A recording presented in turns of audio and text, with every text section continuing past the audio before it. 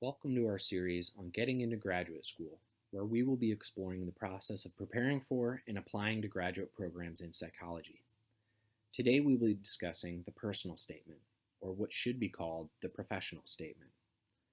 Feel free to pause the video and take notes as we go along.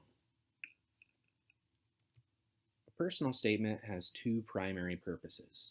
First, to provide an overview of your academic interests and professional goals. And second, to make a case for why you make a good candidate for the program. There is an optional third purpose to a personal statement. If you had a bad semester or need to explain some problem areas in your transcript, the personal statement is the appropriate place to get that information to the admissions committee. Every personal statement will be different, but should generally include relevant and impactful professional experiences from your academic history and how they affected your interests and goals. This is not a rehashing of your transcript and CV, but rather a narrative explaining who you are professionally. Next, you should explain how who you are fits the program you are applying to. Every program is different, so how you fit with that program will be different. This means you will have a different personal statement for each program that you apply to. Admissions committees can spot a generic personal statement a mile away, so do not make a one-size-fits-all statement. Finally, the school may request specific information from you. Most doctoral programs, for example, ask you to identify a potential advisor or mentor with whom you'd like to work. Additionally, there are many things that you should not include in your statement. One author surveyed admissions committees members and asked them about common issues. They called these issues the kisses of death because they often result in an automatic rejection. Many people applying to clinical programs make the mistake of describing their personal mental health issues in excruciating detail in their personal statement.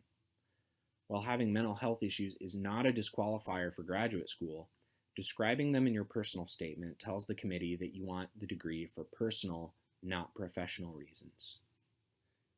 In fact, excessive self-disclosure in general is not appropriate. A good rule of thumb is that you should only disclose things that you would tell a stranger on the street. Some issues like excessive altruism aren't bad, just uninformative. Everyone who applies to a clinical program, for example, wants to help others. You should be describing what makes you different.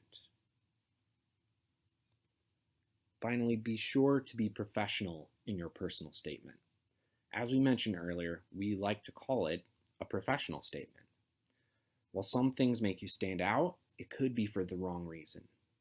One student wrote a 10-page narrative in which she was Dorothy on the yellow brick road. Another student applying to medical school described the thrill of excitement when entering a morgue. These are clear examples of being professionally inappropriate. As mentioned earlier, your personal statement will be different for every program that you apply to. This is true for the content you include as well as the formatting. Pay attention to what each program says they want. Get lots of feedback from those who've been through the process. Your letter writers, for example, are a good place to get some excellent advice. You should use a hook at the beginning. The first paragraph should draw the reader in. Use an experience from your professional life that will get them interested and make you stand out, while still being professional. Finally, you should read lots and lots of examples of personal statements.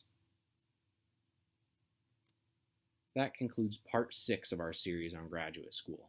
Be sure to check out our other videos and look in the description box below for examples of personal statements, the article on the kisses of death, and other information.